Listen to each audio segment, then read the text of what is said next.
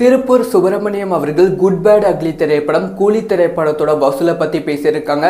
இத்தனை நாளாக கூலி திரைப்படத்தின் மீது ஒரு விமர்சனம் இருந்தது. அதுக்கான பதிலையும் திருப்பூர் சுப்பிரமணியம் அவர்கள் சொல்லியிருக்காங்க. அதாவது கூலி திரைப்படத்தோட வசூலை ரசிகர்கள் பெருசாக எதிர்பார்த்து காத்திருக்காங்க. அஃபிஷியலாக சன் டிவி கரெக்டாக மண்டே ஒரு அஃபிஷியலாக போஸ்டர் ரிலீஸ் பண்ணாங்க. கூலி திரைப்படம் 4 நாட்கள் முடிவில் 404 கோடி ரூபாய்க்கு மேலே வசூல் செஞ்சிருக்கு அப்படிங்கிற ரிப்போர்ட் கொடுத்துருந்தாங்க. இதனால் படக்குழு செம ஹாப்பியாக இருந்தாங்க, ரசிகருக்கும் செம ஹாப்பியாக இருந்தாங்க. ஆனால் அடுத்த ஒரு வாரம், அதாவது இப்போ வரைக்கும் எந்த விதமான அஃபிஷியலான போஸ்டரும் ரிலீஸ் பண்ணல.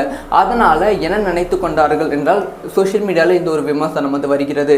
கூலி திரைப்படத்தோட வசூல் கம்ப்ளீட்டாக ட்ராப் ஆகிவிட்டது. அதனால தான் படக்குழு எந்த விதமான போஸ்டரும் ரிலீஸ் பண்ண மாட்டேங்கிறாங்க அப்படின்னு பல குற்றச்சாட்டுகள் கூலி திரைப்படத்தின் மீது வந்து கொண்டு இருக்கு. இதுக்கான பதில் திருப்பூர் சுப்பிரமணியம் அவர்கள் கொடுத்திருக்காங்க. அதாவது கூலி திரைப்படம் எந்த அளவுக்கு லாபம் அப்படின்னு சொல்லி கேட்குறீங்க. ஆனால் கூலி திரைப்படம் பல மடங்கு லாபத்தை கொடுத்துருக்கு.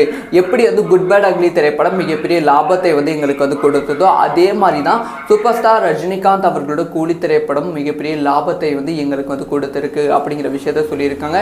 திரையரங்க உரிமையாளர்களுக்கும் லாபத்தை கொடுத்துருக்கு, தயாரிப்பாளர்களுக்கும் லாபத்தை கொடுத்துருக்கு.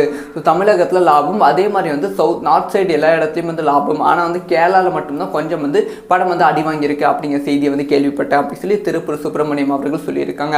ஸோ ஆக மொத்தத்தில் மக்கள் ரசிகர்கள் வைத்த ஒரு விமர்சனத்துக்கு திருப்பூர் சுப்பிரமணியம் அவர்கள் ரிப்ளை கொடுத்துருக்காங்க. மேபி இன்னைக்கு ஈவினிங், அதாவது மண்டே ஈவினிங் கூலி திரைப்படத்தோட அஃபிஷியலான வசூலோட போஸ்டர் ரிலீஸ் பண்ணுவதற்கான வாய்ப்புகள் இருக்கு. இப்போ வரைக்குமே கூலி திரைப்படம் 500 கோடி ரூபாய்க்கு மேலே வசூல் சாதனையும் பண்ணியிருக்கு. ஸோ இந்த ஒரு விஷயத்தை பற்றி உங்களோட ஒப்பீனியனை கமெண்ட்ல லீவ் பண்ணுங்க.